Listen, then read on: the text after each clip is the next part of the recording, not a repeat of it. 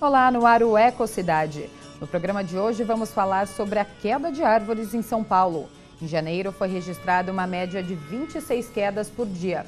Para discutirmos o impacto disso no meio ambiente, recebemos a engenheira agrônoma Priscila Cerqueira, assessora técnica do Departamento de Parques e Áreas Verdes da Prefeitura de São Paulo. Obrigada pela presença, Priscila. Obrigada pelo convite, Carol. Também com a gente a engenheira agrônoma Raquel Amaral, que é pesquisadora do Instituto de Pesquisas Tecnológicas. Seja bem-vinda, Raquel. Obrigada, agradeço o convite em nome do IPT. Priscila, Raquel, foram mais de 800 registros, de quedas de árvores no mês de janeiro. Qual que é o impacto disso para o meio ambiente? Também qual que é a principal função das árvores no ambiente urbano? Bom, as árvores têm um papel fundamental no ambiente urbano. A gente tem um ambiente muito construído, cada vez menos áreas permeáveis, e isso gera uma questão de aumento de calor. A gente tem percebido aí esse aumento de chuvas, como você comentou, também está relacionado com a perda de vegetação para dar lugar à área construída.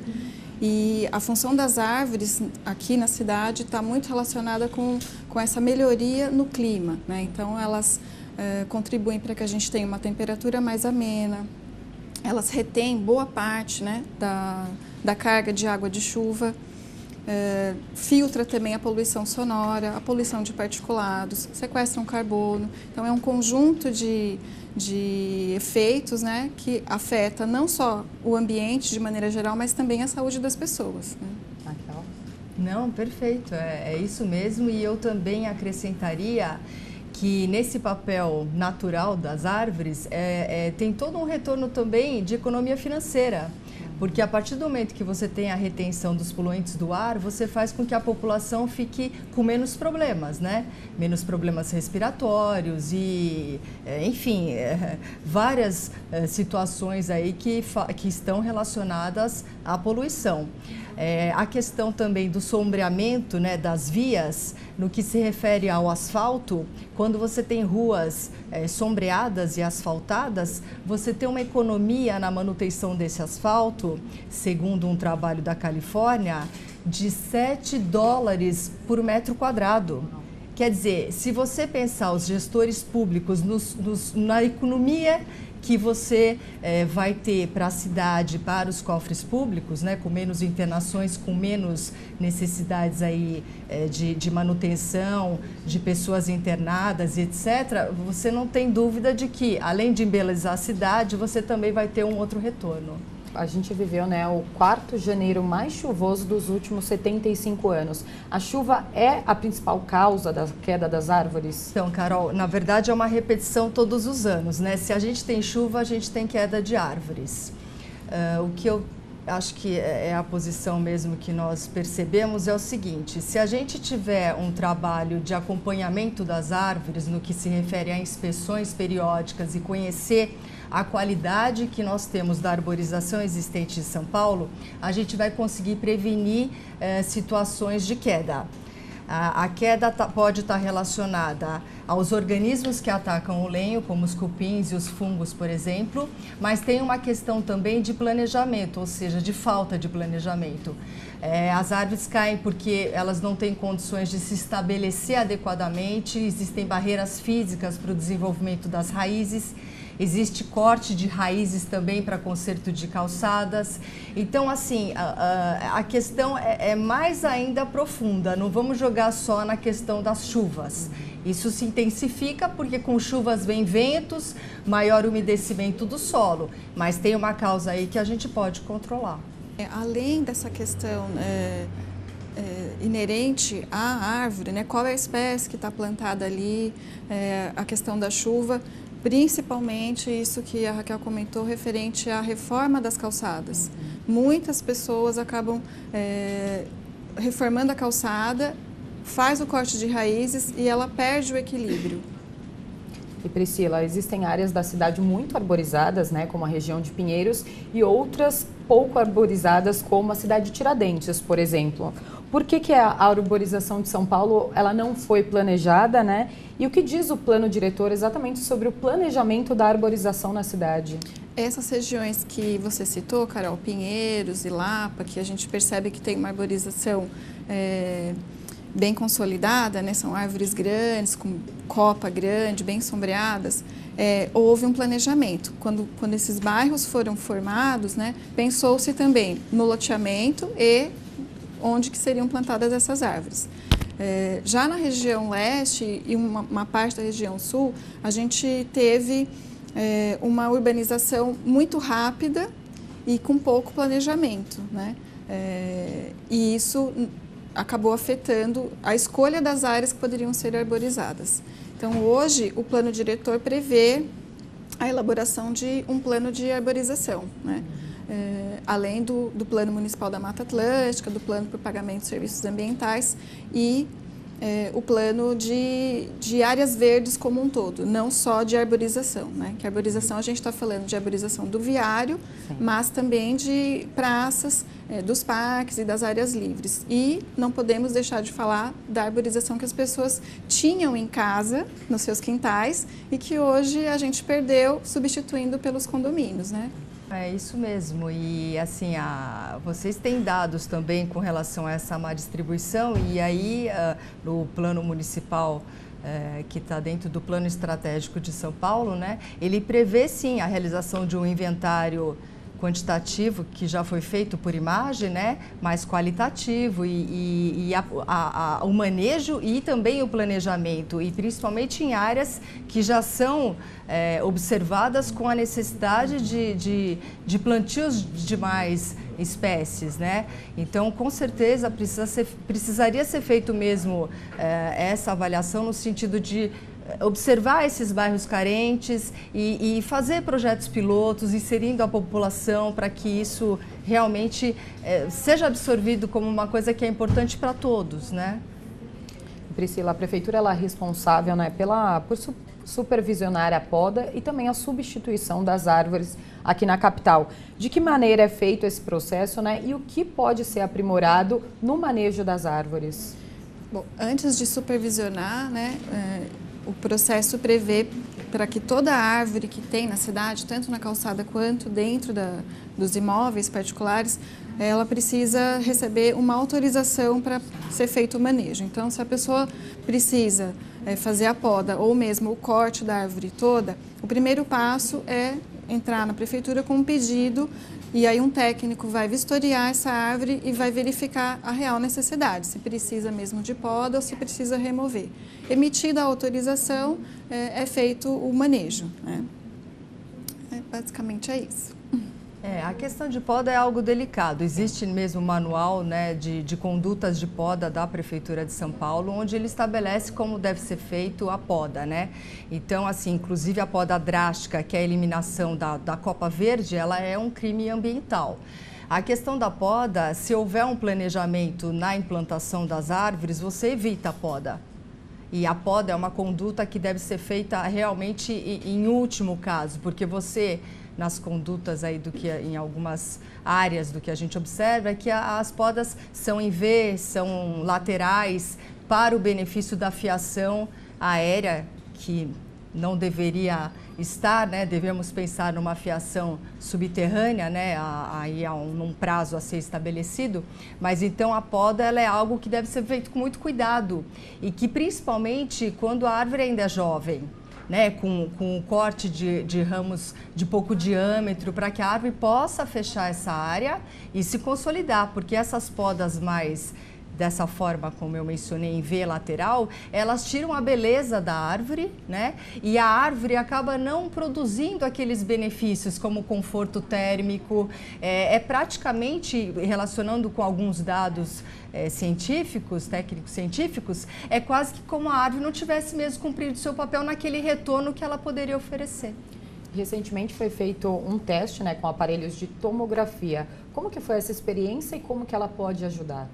o auxílio, né, com a utilização de aparelhos para análise das árvores, a Prefeitura está testando a utilização desses equipamentos e buscando mais uma alternativa para auxiliar a gente na análise do risco de queda das árvores, né? Raquel? A tomografia é algo bastante importante na avaliação, né? Uma análise visual externa das árvores, ela não responde com relação a problemas internos que a árvore possa ter. Existem equipamentos não destrutivos, como outros, mas falando do tomógrafo, é um equipamento que permite uma boa assim, rastreabilidade da seção que foi inspecionada. Então, você consegue realmente detectar alguns problemas, mas o IPT utiliza esse tipo de equipamento aliado a uma outra técnica, porque às vezes você pode ter algumas interpretações equivocadas com relação ao resultado da tomografia. Então é importante colocar que a análise de uma árvore, ela não se baseia somente na resposta desse equipamento. Ela precisa ser aliada a uma análise completa com relação à ocorrência de organismos, tipo de poda, condição de entorno, uma série de fatores para que, com essa ferramenta auxiliar, você assim consiga tomar a decisão. Então, assim, às vezes nos perguntam, aonde você comprou o equipamento, quanto custa? Ok, isso é necessário, mas não é importante, assim, existem parâmetros de resposta, tem toda uma técnica de avaliação desses resultados para a tomada de decisão. O nosso bate-papo vai continuar daqui a pouquinho. Vamos para um rápido intervalo e já voltamos com o Ecocidade.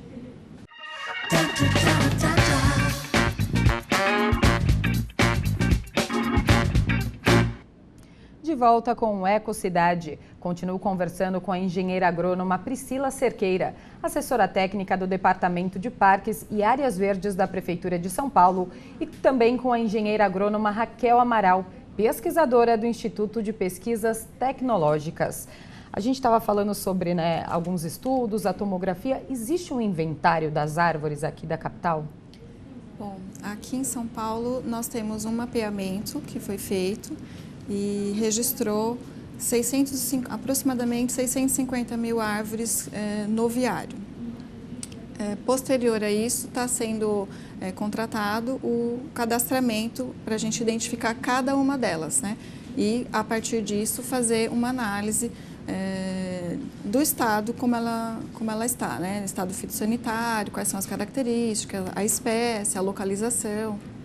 E, Raquel, qual a importância, né, desse estudo, desses tipos de pesquisa para tentar diminuir, né, o risco de queda de árvores aqui na capital?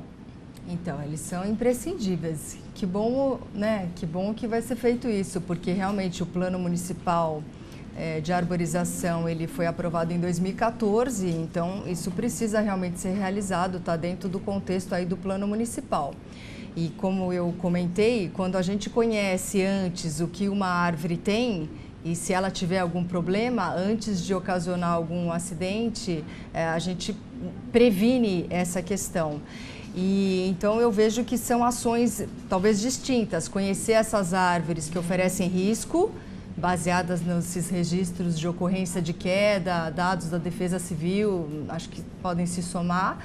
E uma outra estratégia é de levantar mesmo essa população de árvores da cidade para você definir estratégias de planejamento para que a gente possa ter uma arborização mesmo que para essa geração, para as futuras gerações, porque senão a gente realmente vai ser difícil viver em São Paulo, né?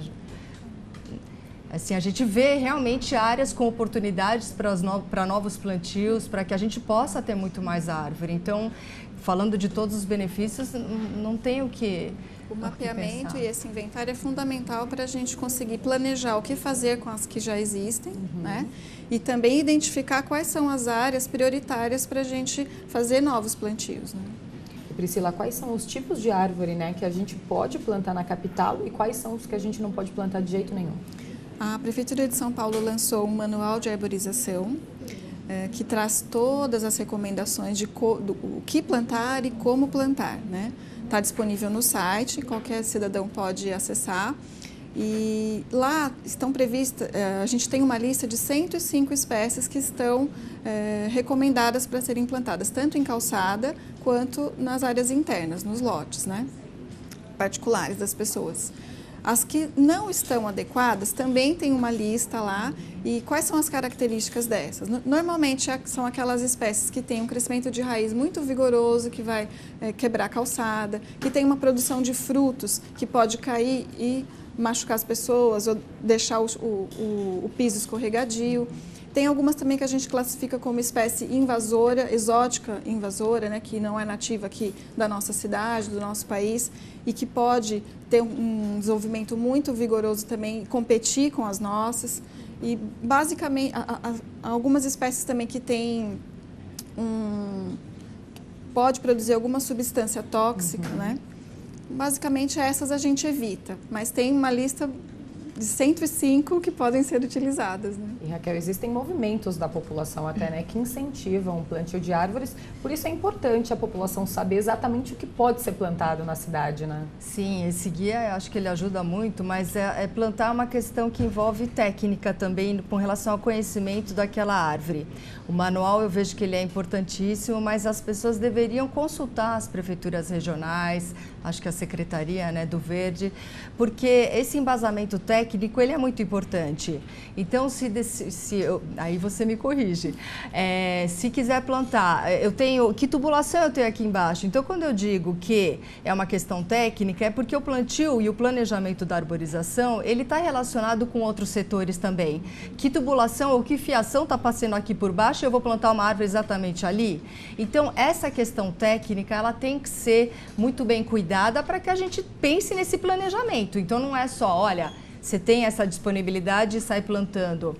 Precisa ter um embasamento mais que a prefeitura tem no sentido de orientar e é isso. E aí você faz o traçado, né? Olha, então você pode plantar, molhar todo dia ali e a pessoa está participando daquilo. Então, eu vejo dessa forma e também que eu acho que às vezes algumas pessoas têm um mau entendimento. A existência de fiação aérea na calçada não significa que você não deva plantar ali. Não é um fator limitante. Como a gente já falou sobre a fiação, ela deve ser substituída. Essa fiação convencional, ela é obsoleta, então você deve pensar mesmo no plantio de árvores de médio a grande porte para que você possa ter todos os benefícios que as árvores oferecem. Exatamente, né? O que a Raquel comentou referente ao apoio que a prefeitura dá. A recomendação é sempre que a pessoa procure a prefeitura e solicite o plantio, né? Então, a prefeitura tem uma equipe que vai até o local, vai analisar qual é o espaço disponível e vai escolher uma espécie adequada para ser plantada ali na calçada. Para plantio dentro do imóvel, existe a campanha permanente de incentivo à arborização, que disponibiliza até 5 mudas por munícipe, pode ser retirado nos 3 viveiros. Entrando no site tem todas essas informações e o munícipe pode fazer o plantio dentro do seu imóvel. Bacana. E qual a importância dessa conscientização, né, da população?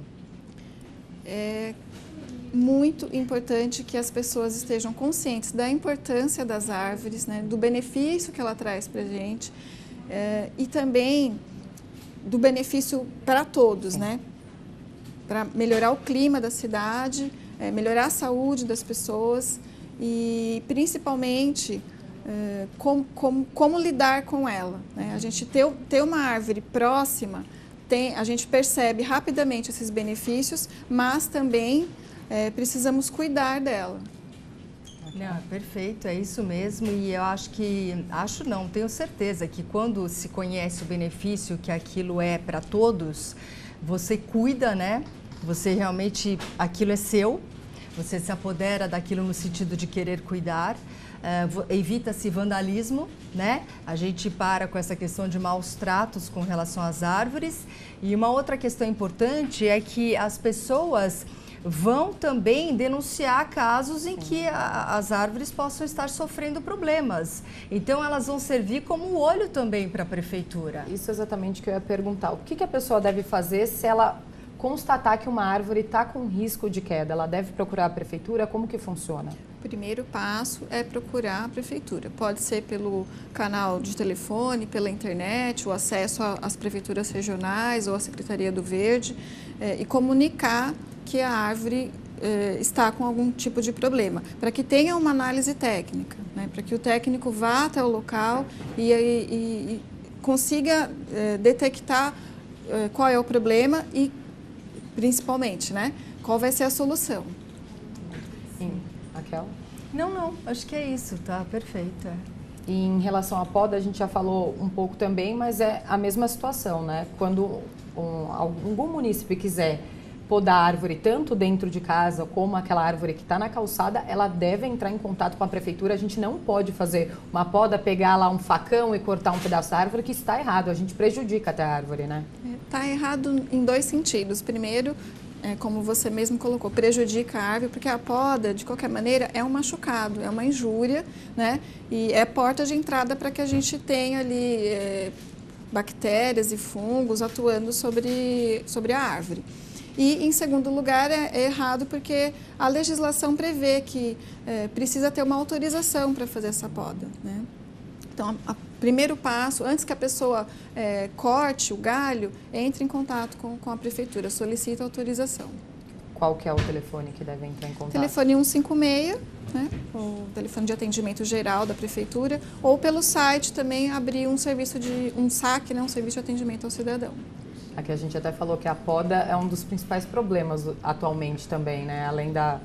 prejudica bastante, né, as árvores. Prejudica bastante, é como a Priscila falou, ela é uma porta de entrada, ela expõe a madeira, né, o lenho da árvore, e ali se torna um local para a entrada de fungos e o apodrecimento ocasionado por fungos, ele é uma das principais causas mesmo da queda das árvores. Então, essa questão da poda deve ser feita com muito cuidado, e se houver um planejamento na implantação daquela árvore, você vai evitar essa conduta e com certeza elas vão ficar muito mais bonitas, porque elas vão se desenvolver com a sua arquitetura, com a sua beleza original, sem podas que realmente descaracterizam, elas ficam feias e você não tem os retornos que você poderia ter no sentido desses benefícios que a gente falou.